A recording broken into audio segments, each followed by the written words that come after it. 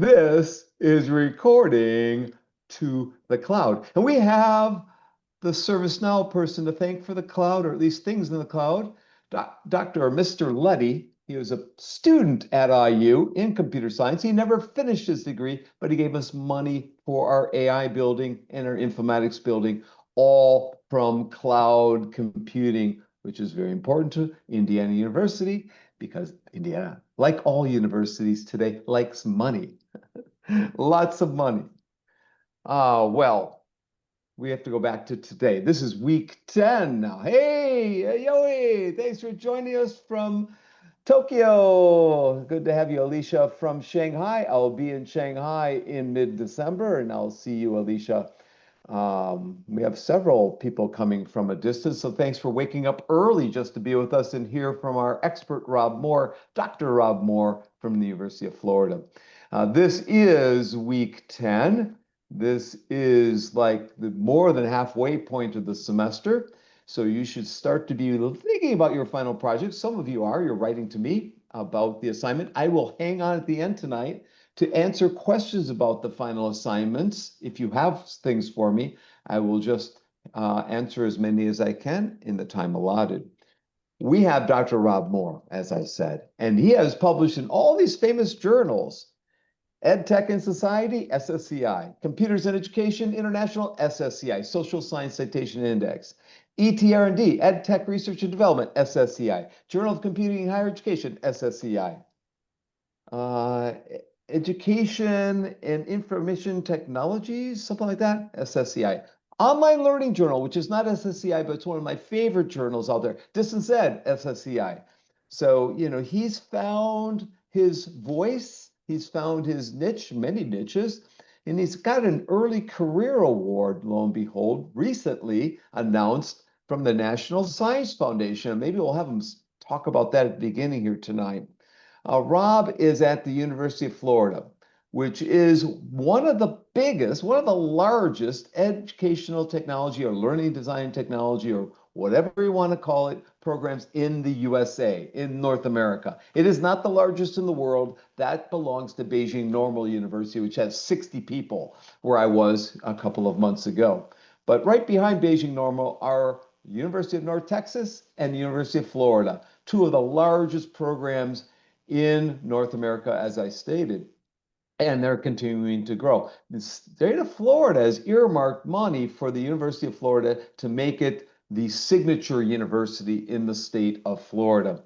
And educational technology has favored well, from what I can see as an outsider looking in. They have been giving a little extra resources, but additional manpower, people power, to be a significant university in the world of learning design and technology. Rob has published all sorts of things. You went to his Google Scholar report. You could see he's done a lot of systematic reviews of the research and adaptive learning. He's got actually a paper in lifelong learning, which I'm kind of interested in talking about. Hudagogy. What is Hudagogy? Yeah, none of you probably know what it is, but he knows what it is. I know what it is. We're going to talk about that. He's done work in Flipgrid, which is now just called Flip, which is developed by a friend of mine, Charlie Miller, at the University of Minnesota. He's done work on communities of learning, communities of practice, and what is a distance learning community all about. I had a couple pieces on that. Also articles on cognitive presence and online learning, which is extremely important, which is our topic for next week. Online learning is a key topic in this class on developing learning environments, because learning environments are where people learn today. And Rob has the inside knowledge on that as well. He knows how to create engaging online learning environments because he's written on it, if you've seen his resume or his vita. But what we're going to talk mostly about is his work on microcredentials. And I noticed tonight he sent us a paper on mesocredentials. So we'll talk about meso and micro, maybe macro credentials while we're at it. You may have seen the email from me where I listed a link to some of Rob's articles out there, including systematic review of digital micro-credentials, trends in assessment and delivery. Now, if you read his bio, you would see that he's a man of all types of hats. and he's been located in several different places at the University of Florida. He's an assistant professor of educational technology there in the School of Teaching and Learning and the director of the Investigating Digital Ecologies to Advance Transformative Education ID8, the research lab within that, within the Institute of Advanced Learning Technologies, IALT. He is the Lastinger Center for Learning affiliate faculty and the associate editor of the Journal of Educational Computing in Higher Education. There's a lot that he's done, and he's just early in his career. Come back another decade, and he probably won't be able to fill all of this stuff in this space allotted because he's a person on the move. There's someone waiting in the waiting room. Okay, so we are now up to 23, 24, and we've got a chat started. Oh, by the way, if you have any questions for Rob as we're going through here, please ask him questions. The Shelbys. Amanda says, my first career was University of Florida in the School of Veterinary Medicine. My husband is a PhD in chemistry department. Go Gators. Okay, so we got one Gator in the crowd, at least one Gator. And we've got Sung-hee who's recording this. Thanks, Sung-hee, in Korea. So we have someone from Japan, someone from China, someone from Korea, anyone from Bangkok. All right, so let's get rolling here tonight. Again, thank you to Rob for joining us on short notice as the guest that I had scheduled has canceled. He's working 3 jobs, literally 3 jobs at the University of Texas, Austin, so he couldn't join us tonight, my former student, Raj. Rob, I'm really appreciative of you coming in here tonight and joining my class on designing learning environments. Before we get rolling here, you said you're going to actually, I think you're going to present something. Would you like to expand on your bio first and talk a little bit about your work and what your early career grant is all about, and then maybe do a short presentation for us? It's And we'll all ask you embedded questions. into the presentation. Okay, sounds great. Sounds great. Rob's planning this all. And by the way, Rob was at a conference last week in Vegas with me. So he and I are a little bit tired from Yes. running around all week and taking the plane back from the West Yes. Coast to the East Coast. So we're a little jet lagged here, but Yes. I appreciate Rob. You want to take over at this point and we'll post questions in the chat window. Yeah. Sounds good. Thank you all. Let me share my screen. Let's make Got sure. it. All right, cool. So thank you for the introduction with Dr. Bunk. I've known Dr. Bunk for I think 11 years now. I have never been able to keep up with him in terms of his scholarship. So it's kind of funny when he says that I published a lot. When he publishes, there's only one other person I know who publishes more than him, and that's Dr. Florence Martin. And both of them are just publishing at an incredible clip. So I apologize. I'm a little bit jet lagged, a little bit tired from being in Vegas for a week and then traveling. So I put together a couple of slides that I'll kind of run through that I think answer some of the questions or set the stage for some things, and then we can ask questions. If you have any questions, you can just add them into the chat, and I will interject where it is. But I wanted to talk to you about the STEM microcredential landscape, sort of where it is, where it's going, and what my role is in advancing the research with that. So as Dr. Bunk says, I'm currently an assistant professor. This is my second faculty appointment. My first faculty appointment was at Old Dominion University. I was there for about 2 years, and then as the young kids would say, UF offered me the bag. So I said, it's time for me to move on down to Florida. So I came down to Florida. Yes, we have a large program, but part of that is not because of the state caring necessarily about ed tech, but it's more about the state caring about AI. So there was an AI initiative where the state gave UF a considerable amount of money to hire 100 AI faculty across the university. So they've easily hired that many people. So the ed tech hires the last four or five ed tech hires were specifically AI faculty, and I'm one of those AI faculty members that got hired, even though I'm not an AI researcher, but that was part of how they got the funding line, so that's what it is. So I am, as Dr. Bunk mentioned, I'm in the Institute for Advanced Learning Technologies, which is a research incubator that we have within the College of Education. And I'm also a Lassiter Center a faculty fellow, affiliate faculty rather, and an AI faculty fellow. So I stay pretty busy. As he said, and just a little bit of, because I'm a nerd and I'm an academic, wanted to make a lab name with the longest possible name possible. So I did that. Two, if you look at the logo, it actually spells out ID8. Okay? The acronym is ideate.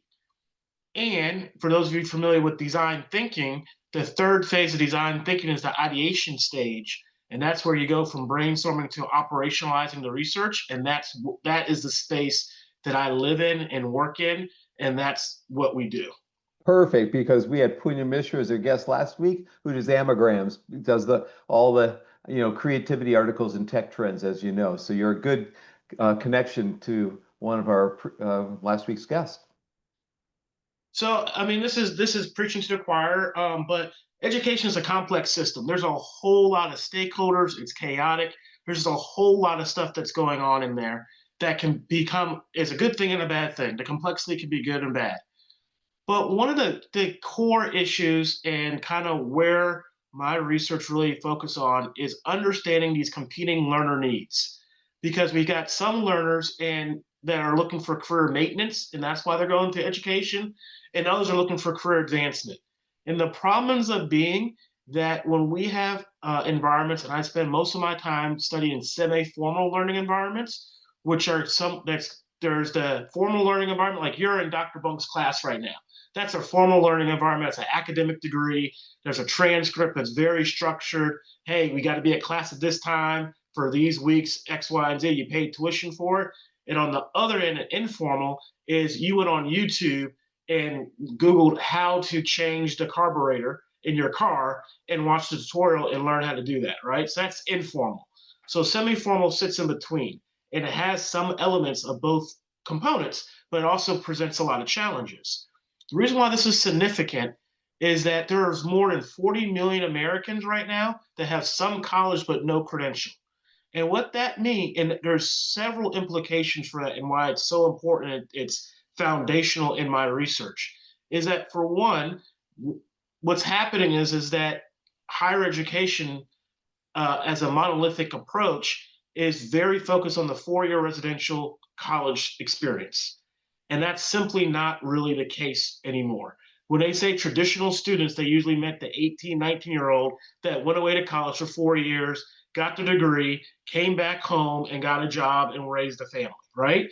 That's no longer the case. The traditional student now is 25 to 28, maybe is married already, maybe has kids, maybe is early career and is somewhere in between that area, right?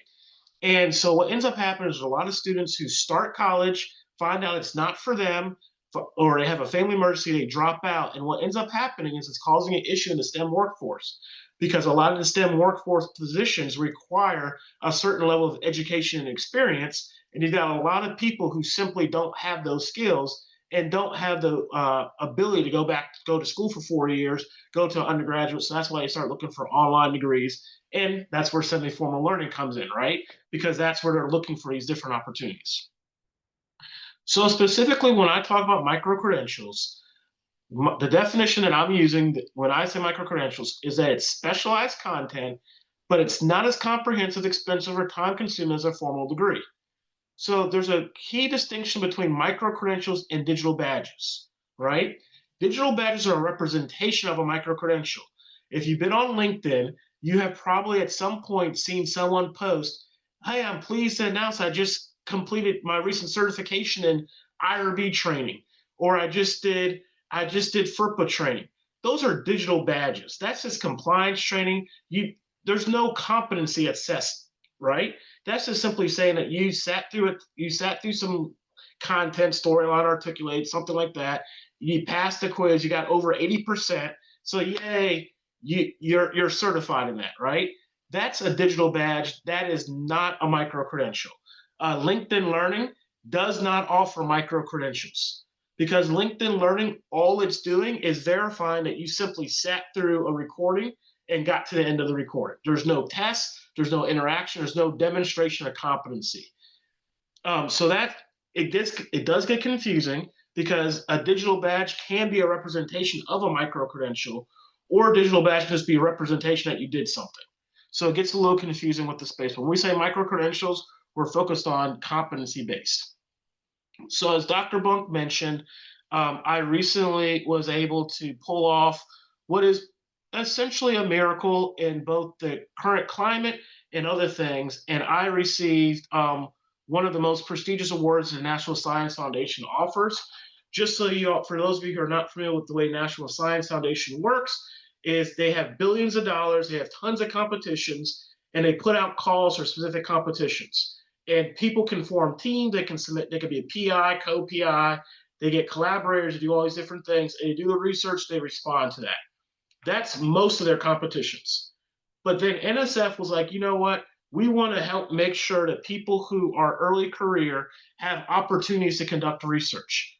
So basically what they do, and forgive my language, but the easiest way for me to explain it is NSF has a competition for big, sexy ideas. Okay? So basically what it is for early career, you have to be at tenure track. You can't actually have tenure at the time. And basically what NSF says is, we will give you an unlimited amount of money for 5 years, but you have to convince us that you can do something amazing with that money. What would you do if we gave you 5 years, we funded you full summer, we gave as many doc students as you want, whatever resources you need to come up with this big, sexy idea, let us know what it is, and if we like it, we will fund it. The significance is that this award is to me. This is the only NSF award that is made to a specific person, which means if I go to another school, this money comes with me. If Dr. Bunk and I worked on a grant together, and we got like through NSF, and I went to another school, and UF could say, no, we don't want that money to go to another school. We'll just find another PI at UF to take over the project. So that's part of what the thing is. So basically what I'm doing is I've created the C3 initiative as part of my career project, which focuses on credentials, connection, and career. And I see there's a question from, sorry if I mispronounced the name, Corinne. Yes, I want to know what was the most amazing, sexy idea that you call that you in the past that was funded. Oh, I mean, so they give out, there's 3,500 people who submit every year for this, and they give out 500 awards. And every one of those 500 awards is a sexy idea, right? I was able to get my big sexy idea, which is about STEM micro-credentials, which I'm going to tell you about right now. And so that's what just got funded, and that's what we're working on. And we're in the very early stages, because this literally just got awarded. August 1st was the start date for the project. So it's for the next 5 years. But what I did is I've created the C3 initiative, which stands for Credential, Connection, and Career. And this is the overall umbrella for ultimately the STEM micro-credential work that I'm working on. So when I say credential, what I'm talking about is I'm looking at that high quality skills-based recognition of learning that signals the rigor and reliability. Because that's where that value proposition comes from. And if you don't have a credential, that could be a digital badge, that could be something you put on LinkedIn, but there's got to be something that means something. When you get your degree from IU, that's a credential, that means something. That IU logo, it carries weight. It means when people see it, they say, oh, we know what that is, right? So that's what the credential piece is. The connection piece that we're looking at is trying to understand how to better get alignment between both the skills the learner needs to develop, the skills the employer wants, and the skills that are being taught in different formats. I'm focusing on semi-formal learning environments, but it happens all over the place. So how can we make these connections so that learners are able to get into the careers and education goals that they want to do? And then the final piece is looking at the career side of things. We don't know what the career skills are all the time. So how do we prepare people for jobs that don't exist yet? So those are some of the things that we're looking at within this initiative. I've included the website. Dr. Bunk, I think, shared with you a folder of resources, because I figured you were going to be online. It's going to be a little bit harder. So you can go to the Align website that was just launched that explains both the initiative and the overall project. As it relates to that, at my career project, one of the things that I'm working on is I'm trying to better map out the ecosystem. So one of the things that we're doing is we're validating an instrument to capture learners' intention and challenges when attempting to earn a STEM micro-credential. We're focusing specifically on STEM micro-credentials because that's a Natural Science Foundation priority. So that being said, if any of you have attempted or earned a STEM micro-credential within the last 12 months and would like to participate in the survey, if you send me an email just send me with your name, I will let you know once that survey is ready. I think we're going to have the first round that's ready for student feedback and participation will probably be in the next 2 weeks. So send me an email, and then I will send you a link to the survey once it's available. And I'll also share it with Dr. Bunk once it's available. So one of the things when we're looking at micro-credentials, a helpful way to look at it, you may be familiar with diffusion of innovation. And diffusion of innovation is a little bit counterintuitive from the way the graph is, because we're used to reading things from left to right. And actually, the way the diffusion of innovation works is that it actually goes from fast to slow, right? And from early to late, which is a little bit confusing, right?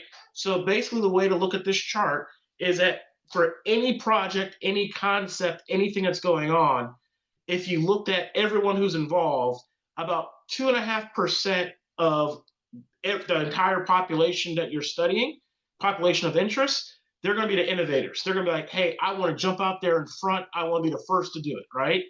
And then progressively, more and more people join in to do it, followed by 15% are what we call the laggards, and they don't want to do anything. They don't want to be involved in the project. They're very resistant to change, resistant to whatever that is, right? So when we look at micro-credentials, we can look at micro-credential implementation with the diffusion of innovation, because we've definitely got some people who are out there in front who are doing amazing things. And we also have some other schools that are like, we're not doing micro-credentials, we don't believe in it.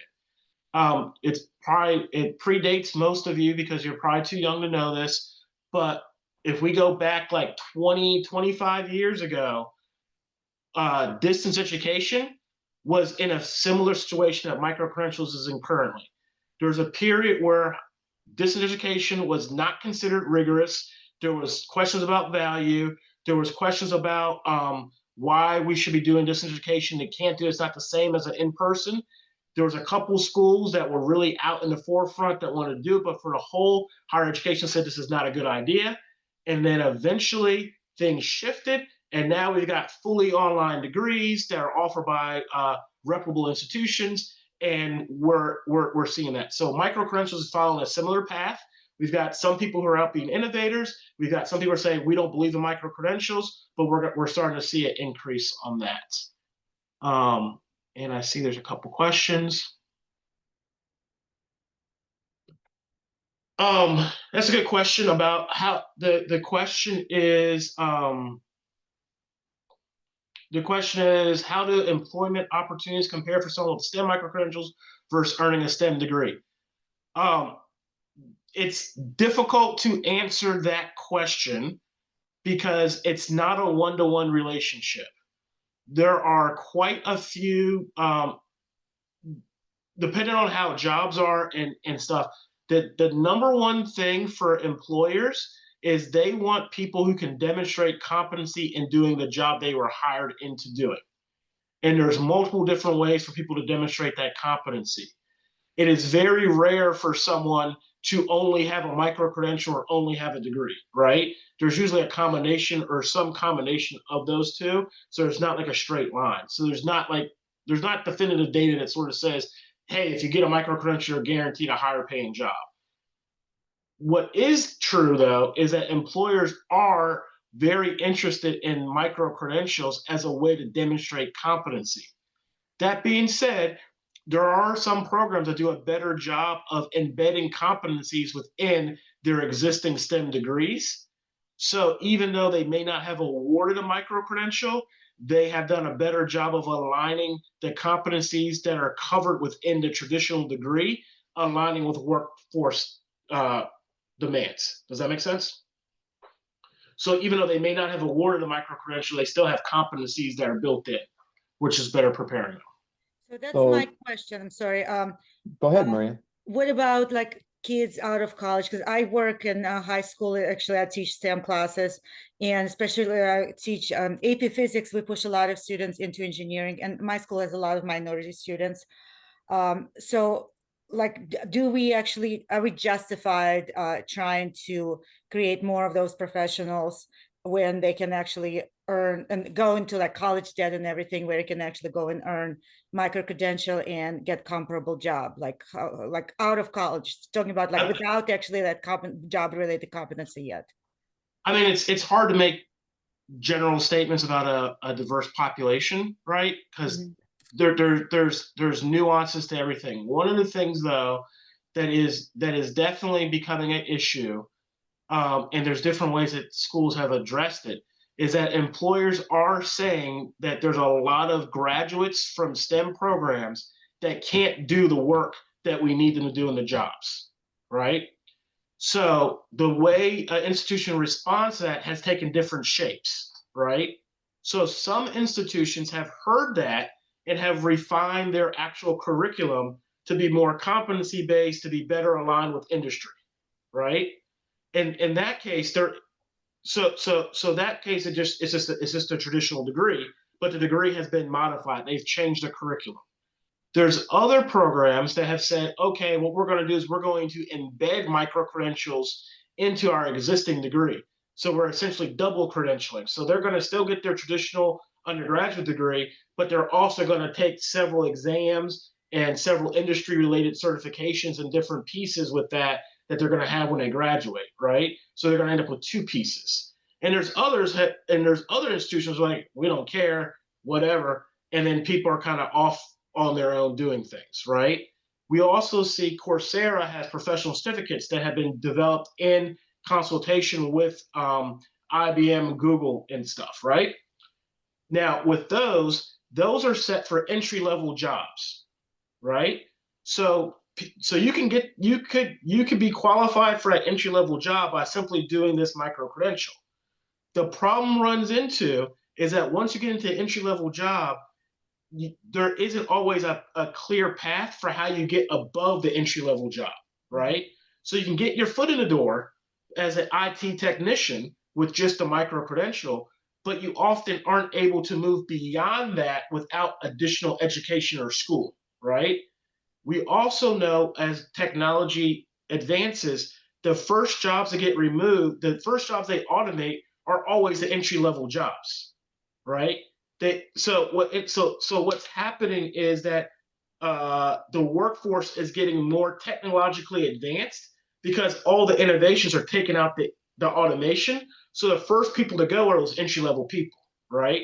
The very first person you fire is your help desk technician, right? Because it's like, well, we don't need a help desk technician. We can outsource that, or we can have AI do that, right? So yes, there are different opportunities, but you have to be careful to make sure you don't get stuck in a position that you can't move out of. Does that make sense? Yeah. It's a complicated issue that we won't be able to solve in 5 minutes. And now with AI, those are taking over the entry level. I mean, it's happening faster than it was a decade ago. And they have to be more worried about taking on an entry level position. Amanda had 2 questions and Corinne has a hand up. We'll go with Corinne because she's already jumped in once. Go ahead, Corinne, and then we'll go to Amanda. Yeah, well, Garen had a question though. Is it Garen? Yeah, Garen's got one too. Yeah, Garen's will be a long question. I know that. It doesn't really need to be addressed. I mean, it really doesn't, because there's more meatier stuff than it was. Just more of a question I had as it was coming up. So please move on to the others. Garen, go ahead. No, go ahead. Go ahead. Oh, no, please move on to the others, because this was just more of a comment and we could get into this, be a long dialogue. So let's move to the meatier stuff. Yeah. Well, but it's a valid question. And it's not that I may have misspoke. It's not that distance education has overcome that perspective. It's that it's changed, and the questions about the extensive questions about rigor and credibility that used to be even at like the IU level, right? Those don't exist anymore. There's still questions about rigor about like other institutions, but on the whole, online education is accepted, and it was not accepted 25 years ago. It was less than. And that's what I noticed really similar. quick, what I noticed is that there are people that still hold on to the definition of rigor that existed before, but the landscape and what we expect and what we're willing to accept for employment has changed. Yes. And so as we have changed that from hiring the people, the best person for the job, now we hire the people and try to train them up to the job. You can take more of those questionable employees, meaning that it doesn't matter if I've used AI all the way through my IU degree. If I have the degree, it shows persistent. I come in and you will train me up if I've got motivation. So what I see is that the landscape has changed, but the skepticism still remains. But thank you. I appreciate that. Yes, 100%, 100%. And I totally agree with that. What I was just saying is that the stage that we're at with micro-credentials is the stage that we were at one point with distance education, and we're evolving now that we're starting to see a bit more acceptance, but we still have some of the same issues. Like, so for instance, with distance education, we had an issue with rigor and standards, so that's when QM matters and stuff like that, and different rubrics for how to teach online, right? Well, we've got the same issue right now with microcredentials. I see it's a couple of questions that we have right now, which these are exactly the questions that are being asked everywhere, right? And I don't have all the answers. But one of the things is that we don't have standards for what a microcredential is. We don't like if no matter what school you go to, if you say you have an undergraduate degree in computer science, people generally know what it is that means, right? Generally speaking, every computer science degree is the same, right? It's this, every ed tech degree is essentially the same, right? There's a little bit of nuance and stuff, but for the most part, we know what it is, right? But if I give you a micro-credential, if Dr. Bunk gives you a micro-credential and I give you a micro-credential, they may mean two completely different things because we don't have a set of standards. And so my big sexy idea, part of it is, over the next 5 years, I'm trying to help identify and bring some of that structure and start being able to lay some of those foundations, right? Because one of the things, there's a question I see here about assessment strategies. We're talking about metrics or long-term outcomes. One of the core things that you have to remember about micro-credentials are so nascent that there actually isn't a ton of data available to do long-term effects. There are a lot of institutions. I can think of 6 institutions right now that just launched micro-credentials, like in the last 3 months, this semester. Like they're just getting into it. So there's literally not data yet for it, right? That's the first thing. The second part about it is the second thing is that, and you all know this from your studies, how do you study something you don't know what you're studying, right? And because we don't have clear definition, a clear taxonomy, clear standards, how can we collect data on the efficacy of micro-credentials if we don't actually know what a micro-credential is? If we don't have consensus on what the standards are, right? So that's what my argument to NSF was let me try to help make some of these standards and get that done. Because once we get those standards done and we get some consistency across these institutions, get people talking to each other a bit better, then we can start doing some research and start looking at these long-term benefits. But right now we literally can't, because some of these programs don't even exist yet, or they don't have any students enrolled in it. My Align scale is trying to figure out what learners actually need to do with micro-credentials so we can better design things that align to what their needs are. Because right now we don't know, we're kind of like all over the place. So part of this is trying to bring some structure. Let me go. Corinne has her hand up for a while. Corinne? Okay. Yeah, I wanted to participate in the conversation where I totally agree with the work of Rob and Garen's skepticality.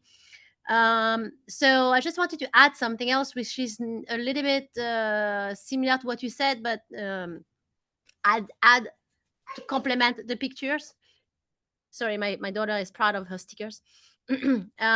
So one thing that a CEO that worked with me in the past did well is he created a boot camp, and from that boot camp he basically worked with about 100 or 200 college institution, and he was doing a white labeling about providing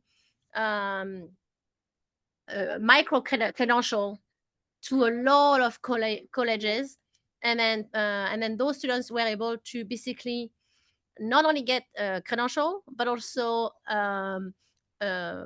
skills needed in the workforce, that because the program were developed about what the job were asking from them. So basically it was a boot camp led by employers to require the needs of what this, and then I'm going to share the link of the EDICOS conference that talks about it. It was back then 2022, because I mean micro-credential is pretty old, I would say. It's just Mhm. now booming a little bit more because the learner are changing their mindset. But I just wanted to share with Mhm. the perspective, because I am an edtech entrepreneur. So my first reflection is on what's Gary in motion. Like, how can you make sure that we can create more jobs, especially now with AI, when Dr. Bonk are sharing. So We actually don't have an issue. We don't need to create more jobs. We actually need to improve the we need to be able to fill existing jobs with available workers. We have, like I said, there are massive STEM workforce gaps right now, because there's jobs that require a certain level of skills that the current workforce does not have, and we do not have a good pipeline right now for being able to train the next generation of workers to move into those positions. And that's where higher education and industry have to figure out ways of better working together, because overall they're not doing a good job of working together, and they're not in cahoots. I wanted the Shelbys. Yeah, Amanda had two questions. Amanda might be coming from her car. Amanda, you want to jump in here and ask your questions? Sure. I guess, who do you sell your project to? I mean, obviously you sold the project to getting the grant, but when your product, like you're developing a standard, correct? To who? Who are you going to, is there a body? So I serve on an accreditation board for veterinary medicine, and we've discussed this exact thing as veterinary schools are opening with a distributive model, and how we adhere our standards, or how do we get these new models to meet the standards without writing a whole new standard for distributive model, distance learning models, etc. And that's a real challenge, because the Higher Learning Commission and the bodies that we report to so we're CHIA certified, want one set of standards for all models. When you talk about building a standard for micro-credentialing, who are you selling that product to for adoption that would then span across all industries? Does that make sense? It makes sense, but that's not quite the way things work. So for one thing, and this has been, and this has long been a point of contention, and it's honestly a bit of there's people who get confused about this. So if you are teaching a class, if Dr. Bunk is teaching this class and he has identified specific competencies within the class that he wants to recognize with a micro credential that he wants to award to them, that does not go to an accredited body. That is not something that an accreditor cares about or would be against, or any of the sort, right? Because your accreditation is based off the academic course. You are not changing an academic course by simply identifying a core competency. Another way to think about this is that if you go to any of your teachers and ever ask them to write you a letter of recommendation, there is not a single person who would ever write you a letter of recommendation say, this student got an A in EME 6946, right? That means nothing to anyone outside of the person who does your transcript, right? But if you get a recommendation letter from Dr. Bunk or any of your other instructors, what are they going to say? This person was a high performer in the class. Their final project demonstrated this level of excellence. They conceptualized this. They're an excellent writer. Those letters are all competencies that are being identified, right? So all we're looking to do is say, when you say you're given a micro-credential, here's what it means to do a micro-credential. Here's what a high-quality micro-credential is. We're not selling this to an accreditation body. We're doing this as part of a community that's looking for understanding better ways to attach learner intentions with their learner goals and desired outcomes, right? And one of the things that is happening is that employers have said, because there have been tons of surveys of employers, because I see there's another question about, like, how do you know that it's going to have value? Employers have said that we want micro-credentials because micro-credentials show specific competencies. We don't want to know that the student got an A on a random test, right? But we want to know that they can actually change a carburetor. We don't want to know they can actually code, right? We want to know what those competencies are. We also don't want to have to go through a process of figuring out what's valid, what's not valid. We already trust you, IU. We already trust you, Michigan. We already trust UF. So we want UF and Michigan to give micro-credentials to demonstrate the competency of their learners. That's what we're looking for. So that's what the employers have actually said. And that's what they're looking for. So that's why my focus is on higher education, getting higher education to get some structure around some things so that they can then start meeting those goals the employers have, which will in turn benefit the learners. Does that make sense? Rob, Yes. you want to go to your slides for 5 minutes and finish them off and then come back to questions so that we can. I mean, there's a lot of questions here, so I probably can't do both. So I can just go through the questions. You want to just share your slides with me later then? Yeah, I can send it to you, yeah. Was there any key point in them that you want to make though? I don't think there's anything specifically in the slides that truly addresses these questions. Okay. Can you tell us what meso-credential is? Oh, I can. Okay. Well, since you asked that, I can do that one. All right. Hold on a second. Since you shared the article related, it's got my curiosity is piqued. So this is a branding thing that comes up. So one of the issues with meso-credentials.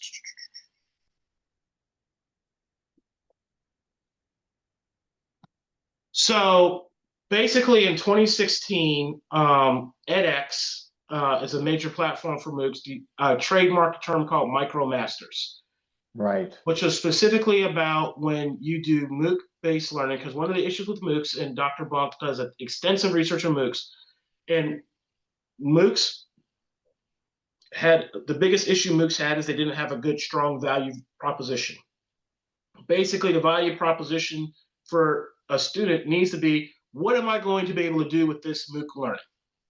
And because MOOCs were kind of on the peripheral of higher education, there wasn't really much benefit for it. Okay, I did this statistics MOOC from MIT. I did the statistics MOOC from Harvard. Whoop-de-doo, I've got this. No one was doing any credit, right? So edX said, you know what, we've got an idea. So what we can do is we have macro credentials, right? So if we can think about it with systems thinking, macro credentials like the traditional academic program. You all are in a macro credential, right? Everyone knows what those are. There's not much question about that. But then we have micro credentials, right? So micro credentials are represented by digital badges or certificates of completion. The issue that that we have run into that is happening is that there's a disconnect between these two different credentials, right? From a student perspective, when you go to IU and you get your transcript, they're only going to put the macro credential stuff on there, right? They're not going to, there's no record of these other things that you may have done that may be skills. So that was what was happening with the MOOCs. It was kind of separated. So basically, Microcredentials is what sits in between that micro credential and macro credential. Because basically what ends up happening is as academic credit for MOOC achievement. So going back a little bit, depending on, and granted this may have changed, but shows my age, but we had high school AP exams, right? And the way high school AP exams work is that everyone across the country was in different high schools doing different things, right? But if you sat down for a common test and you got like a 3 or better on this test, you got academic credit when you moved into for your undergraduate degree. So there was a value for being in these AP classes. Well, the same thing works for a Microcredential. So basically, a higher ed institution, it has to be a higher ed institution, has to do this. They say we've got 4 to 6 MOOCs that we are offering, that we're grouping together. So it might be statistics, it might be finance, it might be sustainable development, whatever it's going to be. They say we've got these MOOCs that we've created. Then the learner enrolls in each of the MOOCs, and they have to pass each MOOC, and they will earn essentially a micro credential for completing MOOC 1, MOOC 2, MOOC 3, whatever, right? Then at some point, so like if it's 4 MOOCs, it's 5 MOOCs, if a learner passes all of them, they then get to go sit for that capstone exam. So the equivalent is the AP exam that you sat for in the auditorium, like on the last day of the semester. That's the equivalent of this capstone exam or a final project. The only students that are eligible to complete the capstone exam or the final project are students who have passed all the other prerequisite MOOCs. Okay? Then once that is assessed, then they are awarded a Microcredential. Now, I call it a Microcredential because MicroMasters is a trademark term. The other thing about it is MicroMasters only applies to the edX platform. There are more MOOCs than just offered by edX. So Microcredentials is about the concept. So every MicroMaster is an example of a Microcredential, but every Microcredential is not a MicroMaster, right? It's the same thing with the copy machine and Xerox, right? Xerox is a trademark term, copy machine is the name of it, so it's the same thing. So basically, if you go through and create and earn a Microcredential in statistics, you can then, there are certain institutions that will give you 9 hours of graduate school credit towards your graduate degree if you share with them that final digital badge of the earned Microcredential. So that has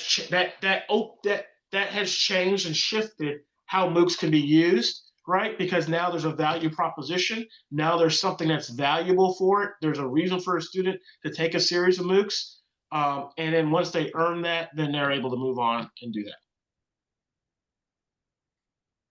Make sense? Thanks for that explanation. That helps a lot. I'm sure everyone here tonight, Arpita put her thumbs up. She has asked 2 brilliant questions in the chat. Arpita, you want to pick one to pose to Dr. Moore? Hi, Dr. Moore. I'm Arpita. Hi. So you already gave some your thoughts on the assessment part. So I will come to the next question, which is just for my understanding, what is the difference between, say, a project management program from eConnell, which I did. So that's, say, like a macro level foundation program. But if I am looking for like a Scrum Master role in IT companies, maybe I can go for a very specific Scrum Master certified kind of credential that will be called a micro-credential. And how will it differ from the meso-credential? Is it like an advanced Scrum Master program? So if you can just explain that to me. Thanks for that question, Arpita. Thank you. Thanks for that question. So, Arpita, give some difference and elaborate on that, if my understanding is correct or not? Yeah, so Microcredentials is specifically about MOOC-based learning. So that is specifically about Microcredential is specifically focused on the concept of taking MOOC-based learning and translating that into academic credit. So if it's not a MOOC, if it's not a series, it's not going through that learning process I just went through, it's not a Microcredential. It might be something different, right? Now, that being said, there's all kinds of micro-credentials. They have and sometimes they have stackable micro-credentials. Sometimes I call them meta micro-credentials. There's just a whole lot of names out there. So what you're describing are different types of micro-credentials. And the key thing about it, and remember what we said about micro-credentials. Micro-credentials are about competency. And a micro-credential is signaling your competency, right? So when you think about what jobs you need, you align your job needs with the way that you're going to demonstrate that competency, right? So if the job that you're looking for requires to be a Scrum Master, right, then you want to be able to demonstrate that you have that, right? So like the PMPs, right? A PMP certification, it's called a certification, but it could be considered a micro credential, right? Because it's competency based, right? Because when you see that PMP, when someone tells you they got a PMP, you immediately know what that means, right? You know that there's something behind it. You know that they went through their certain education, they demonstrated competency, that this agency has said that this person knows how to be a project manager according to the PMBOK, right? That is the epitome of a micro credential. Now, it gets confusing because PMP doesn't call it a micro credential. They'll say a PMP certification. I'm certified in PMP, right, is what they'll say. And in some cases, certifications and micro credentials are the same thing. It's just different terminology, right? Coursera has professional certificates, is what they call it. Those are micro credentials. Does that make sense? LinkedIn Learning gives a certificate of completion. That's not a micro credential because there's no competency. So as long as there's a competency, so that's what it is.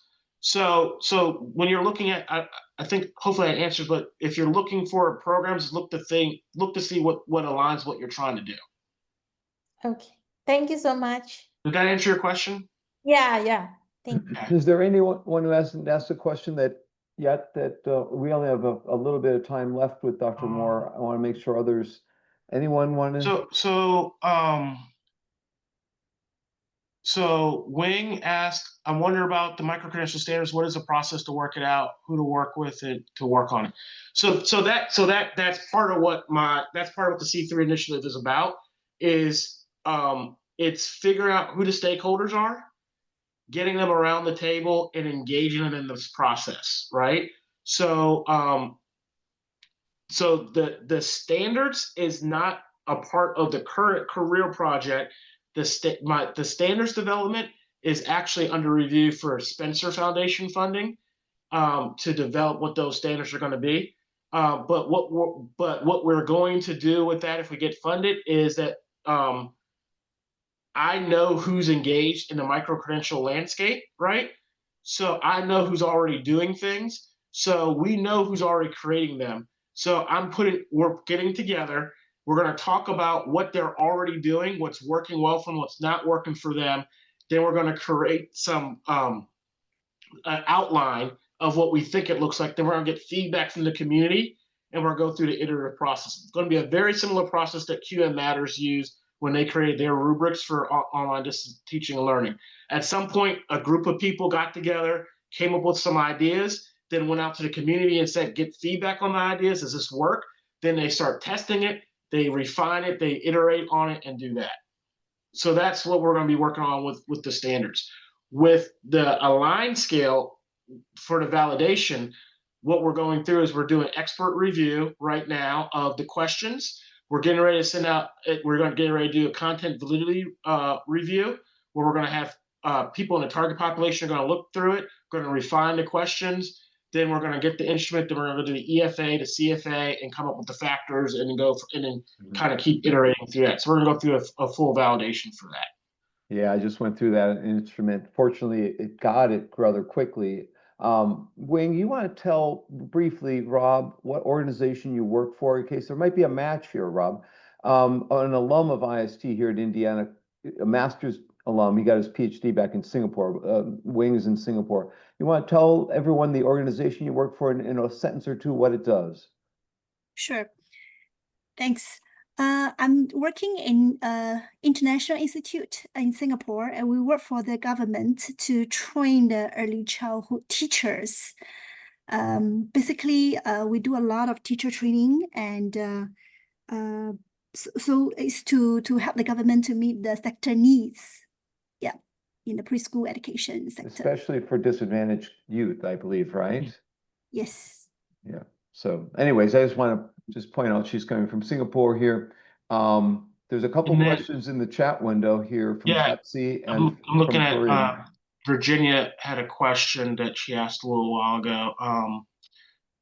What is the most significant barrier to recognition and transfer for microcredentials? Is it more a problem of standardization or a problem of institutional structure trust? Actually, it's both. So one of the issues that we're having, we're dealing with this at UF, is that because when there is not a shared definition and there's not a clear taxonomy of what it means to do a microcredential, you end up with a whole bunch of people saying they're given microcredentials and some of them are not given microcredentials, which in turn makes it confusing for what is an actual microcredential, right? So what we're currently doing at UF is that we are creating a policy document and standards for it to be officially recognized as a UF microcredential.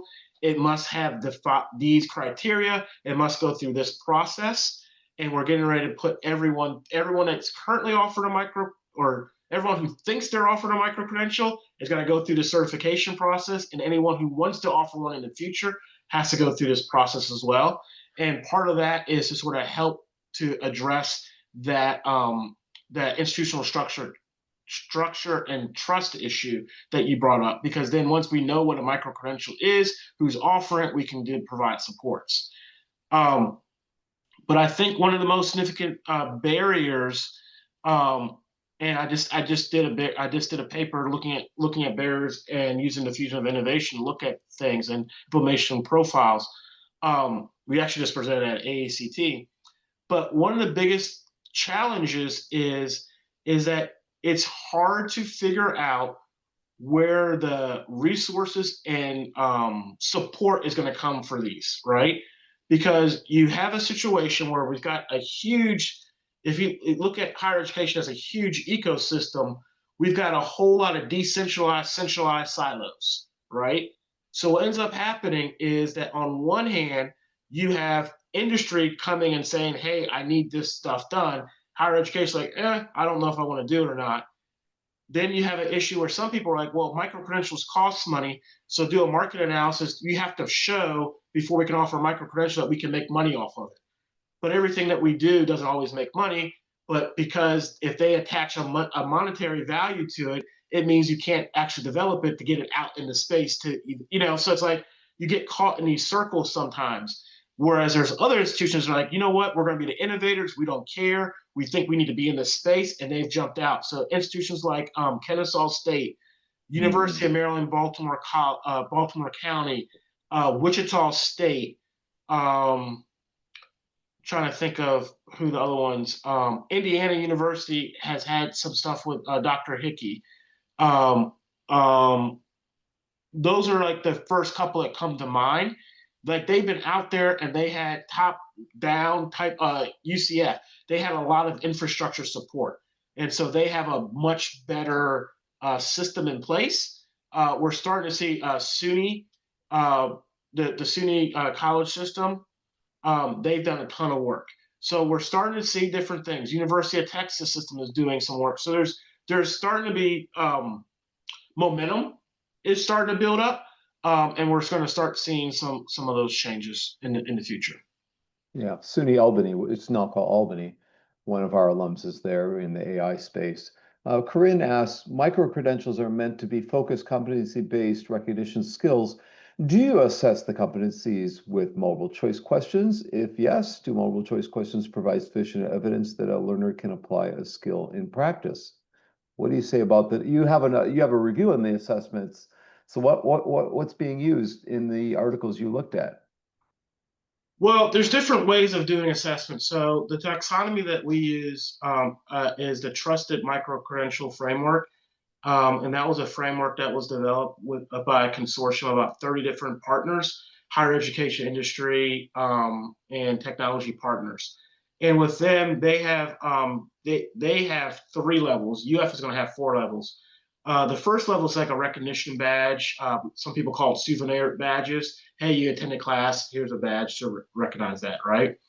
And then you have knowledge. And so with the knowledge one, multiple choice technically can be done. On our end, on the education side, on the ed tech side specifically, we wouldn't be doing many knowledge micro credentials because our content is mostly applied, right? So it's not, we don't care that you can identify the 3 presences of community of inquiry. That doesn't really do anything for us on our end. However, what we care about is, can you apply the 3 presences? Can you design an online course that maximizes cognitive presence, and teaching presence? Can you use the UDL framework to develop accessible syllabi activities, right? So that's going to be on the application side. So it's very rare that we would see a knowledge micro-credential on our side of things. The knowledge ones tend to be a bit more on the maybe on the medical side, right? Because like there is a right or wrong way to read a blood pressure and understand how, okay, if it's over this number, it needs to be like that's pre-diabetes or something like that, right? So that's what you'll see with the knowledge thing. So we don't really see many multiple choice types of things on our side as a measure of competency for a micro-credential on the ed tech side. Does that answer the question? Well, she's got her hand up. She's got a follow-up. Go ahead, Corinne. Yeah. Well, I completely agree with you that multiple choice question is not the best way of assessing like competency. But at the same time, the most online, like you say, MOOCs or PM, which I was a PM before, all of those different accreditation are multiple choice question by themselves. So, like in the market, actually, the multiple choice question is dominant so far. I mean, I am in the platform that I'm building. I'm doing it something which is more peer learning and competency assessment through rubrics and assessment from the peers, which is different. But so I'm going to pivot the mindset here, and I will say, how will you make the that micro credential like so efficient in a sense that I don't know. I'm to step back a little bit. You said there is a lot of review process and validation in the system of how to do accreditation, and it reminds me about how a paper can take so long to be published and reviewed, right? One paper for PhD students or EHDD, and the same of micro credential. Like, I don't know how long it takes, which is one question I posted there, but I don't know how long it takes to do the review. How long is the review process there for validating those micro credentials? And the time that get validated and put into practice, the world is moving so fast in so different ways that do you have a system where it's going to be at scale and then through the market over time, or no, the system is like need to be changed and modify constantly, that basically the system end up being more like administration task instead of being walking toward helping the new generation to get a job faster in the skills that is really needed from them. Yeah. Okay. I think you're conflating several different ideas into one, and that's where some of your confusion is. When I'm talking about the validation process is not about micro-credentials. Okay. It is validating an instrument for learners to express what their barriers and challenges and intentions are for micro-credentials. We are validating that instrument as a learner-focused instrument. That's about what is it they're trying to accomplish, what are their barriers, what are the factors that are impinging upon them being able to reach their goals. Because if we can understand what's happening on the learner side, hey, you've attempted a micro-credential, you weren't successful, why were you not successful, what are the barriers that you're doing? If we can identify what those barriers are, we can then give that information to those who are developing micro-credentials and say, hey, you say you want these learners to do something. They're saying they can't do what you want to do because they need these 6 things. So when you go and make new programs, do it with these 6 things in mind, which we hope will better connect what learners are trying to do and what they're able to do and what they can do. So that's a learner-focused side of things. Yeah. So The second part is about looking at competencies and recognition of what the micro-credentials are and the standards for that. That's a whole separate process.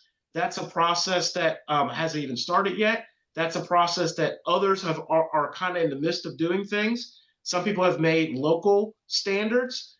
Some people are working on things. There's different nonprofit organizations that have standards that they're working on, that they're doing. So what we're going to be working on is we're going to be pulling in all those standards together and trying to find commonalities between them to make it a little bit easier for people to navigate the space. Because I'm someone who knows all these different pieces, but that's because I'm in the space, right?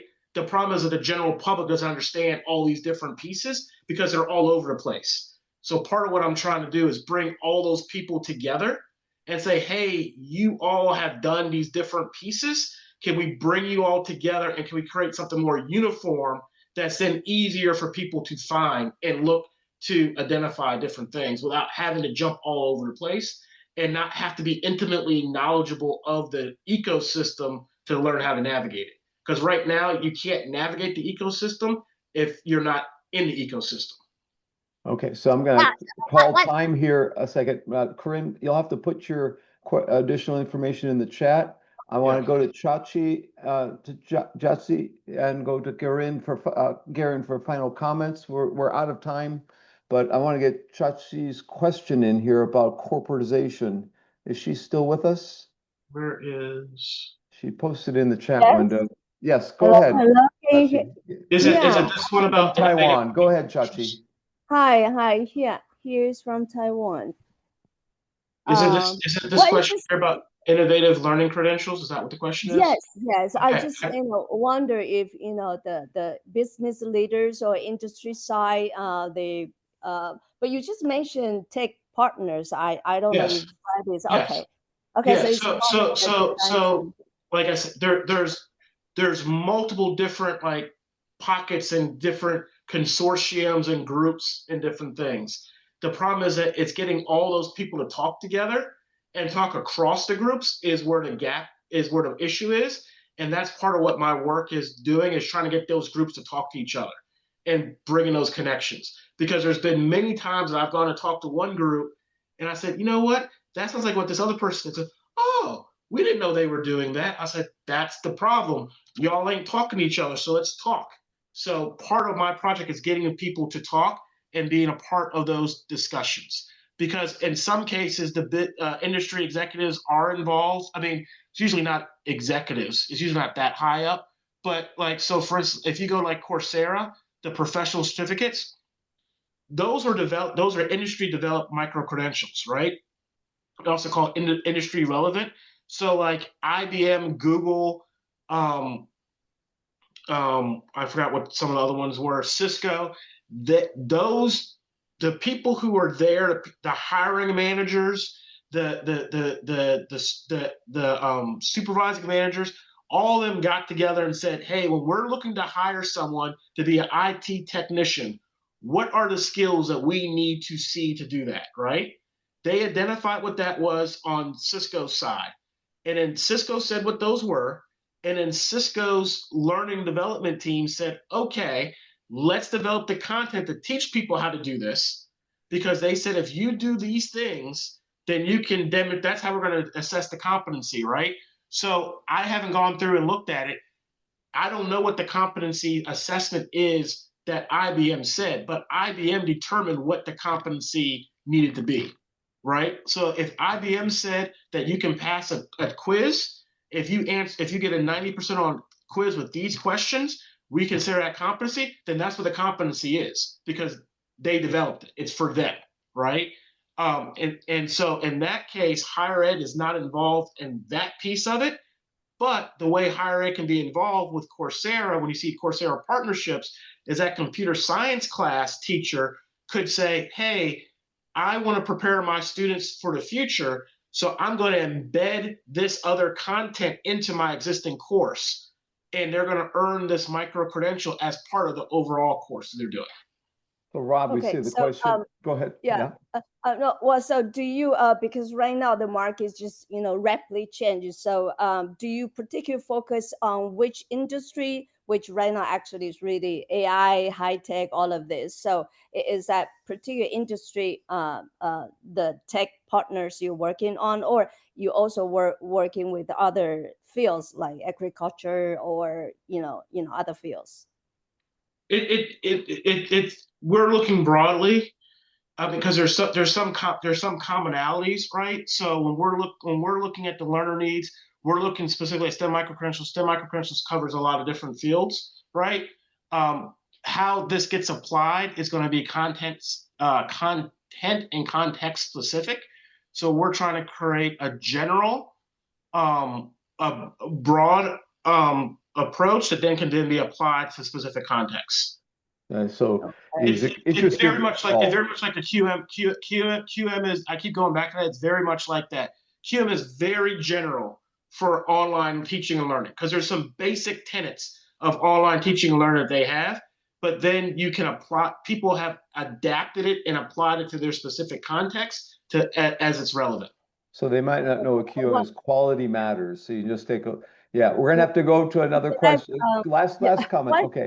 No. Yeah, one quick information actually from my side. TSMC, I think right now is world famous company. Right now, actually, it just happens last semester they came directly to our department, which is Apply English, and they don't want any training, professional training. They just say, okay, I just wanna they just want English speaking speakers. And then right away, even the internship program, you don't need to have some kind of high tech or technology or cheap knowledge, not at all. No, I just want English speakers. They are able to, of course, communicate, and then just come to the company, either work in, because right now they lack a really huge amount of labor. So, well, I wouldn't say labor, just, in the workforce. So either work in the Taiwan industry because still expanding, or directly just go to United States. So that's the information here. Yeah. So in the it's past, just like, computer was the ticket to a job. Today, English is the ticket to a job. To answer Amanda's question, and Rob can take a crack at this too. I think in the future, we're going to have 3 types of degrees, education on your resumes or CVs. Formal education at the top, mezzo education at the middle, and micro credentials below that. You should put your micro credentials on your resumes today. I would put them on. If I had micro credentials, I would not. I mean, I would. Rob, what do you think? Would you put micro credentials? There's a concept that you may see. It's called comprehensive learner record, or learner experience records, or learning and education records. And that is an effort to recognize that learning does not start and end at an institution, and that someone's actual education and experience can extend their lifetime, right? So these digital wallets are meant to capture what Dr. Bunker's talking about, not just your academic work, but your semi-formal work, your experiential learning, your volunteer, and put it all into one thing that's portable, that you can go and take around with you and show to different employers. there was a question on here about if professions require maintaining lecture, how do these regulated continuous differ from micro-credentials? They don't differ from micro-credentials. Those are because of those that ongoing competency, that demonstration, that licensure. It's called a certification in that space, but it can also be considered a micro-credential, right? So micro-credential is just simply a term to recognize competency-based learning and skills that are demonstrated. There's different ways to demonstrate that. So you could have continuing medical education could be micro-credentials, but also you have to keep in mind that there are also some CEUs that are basically time and butts in a seat situation, right? That like there was no competency done. You literally just had to go sit in a classroom for 8 hours a day for a week, and you got your 40 hours of credit, and then that's what they gave you your certificate, said you've completed this, right? Or a compliance training. I don't know how many of you have full-time jobs, but any of you that have full-time jobs have probably done some type of compliance training about sexual harassment, FERPA, and other things, right? You passed the test, but how many of you actually really have a competency in those things? And I'll be willing to bet you, because I'm speaking from my personal experience, I don't always go through the full training because I've done the same FERPA training so many times. I just go to the end and take the quiz, right? But that doesn't necessarily mean that's an accurate reflection of competency. That's just compliance. That's just showing that everyone got an 80%. And that's why, going back, that's why I said it's very hard to do a knowledge micro-credential, because it's hard to always assess that competency. Now, there are ways you can do multiple choice tests that are super hard and do show competency. But there's also ways you have multiple choice that's just simply like, hey, I listened to the text and I guessed the right question. So there's different ways multiple choice can be used, but that's the case with anything. We've taken up a lot of your time here tonight. Wing, as a final comment, Dr. Moore, would be appreciated if more info was provided on frameworks, instruments, and tools that have been developed. So if you've got anything to share afterwards, I'll pass them on to my class. That's in the folder. And okay, great. There's stuff on the website. But again, the other thing about it is, part of the reason why it was a big, sexy idea is that it had to be something that wasn't already done, that had room for expansion and molding and development over the next 5 years going forward, right? Even though micro-credentials as a term has been around for decades, micro-credentials in their current landscape is relatively new. And it's very new. There's not a ton of data because there's not a ton of people who've done the micro-credentials yet. A lot of initiatives are just getting started. And so that's one of the things. You got to be patient. There's not a whole lot of research that's done because it's literally being done right now. So one of the things, and I'll end on closing. So one of the things I did, a colleague and I, we just co-edited a 2-volume book, 37 chapters, that's mapping the STEM micro-credential frame landscape. In the link and in the document, the folder I shared with Dr. Bunk that he'll send to you, there's a link to it. The book's in production right now. It's going to be developed. It's going to be published. We thought it was going to be November. It got pushed back, so it's probably going to be like December, January. But that's going to be a very helpful book because that was the first attempt to try to bring some academic rigor to the STEM micro-credential space. Yeah, sounds like my book on blended learning 2 decades ago, Yep. So who's the publisher? Springer. And repeat the title for us. There's a direct link in that folder. That's probably the easiest way to do it. They click on that, take them right to the Amazon page for the pre-order. But I'm sure that you all have you can buy the book if you want to. That's great. I don't get any royalties from it, but it's a Springer book and it's an AACT book. So between Springer and AACT, y'all will probably have full access to the book once it gets published to be able to download the PDF versions of everything. But the first chapter wing specifically is about frameworks and what people are doing, right? And then the second volume is all about the application of those frameworks and case studies. So between the two volumes, I think you'll be able to find, and this is our first attempt to try to start mapping it. But we had 45 people submit proposals. We narrowed it down to 37 that got published.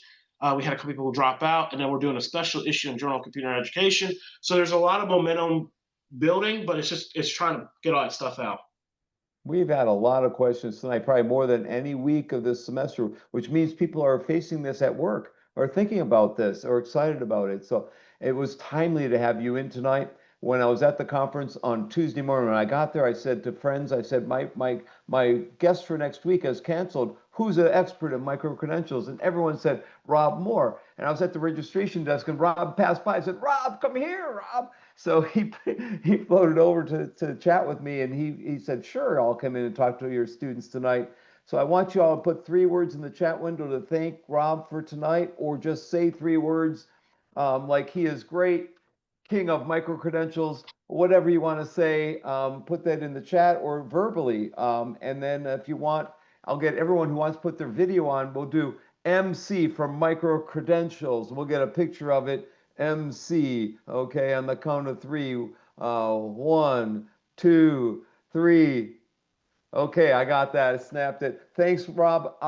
This is week 10 of R622 in the fall of 2025, designing learning environments. There's nothing like designing learning environments that have micro-credentials at the end is validate one's learning and get a new position somewhere in the world. So this is stopping the recording right now.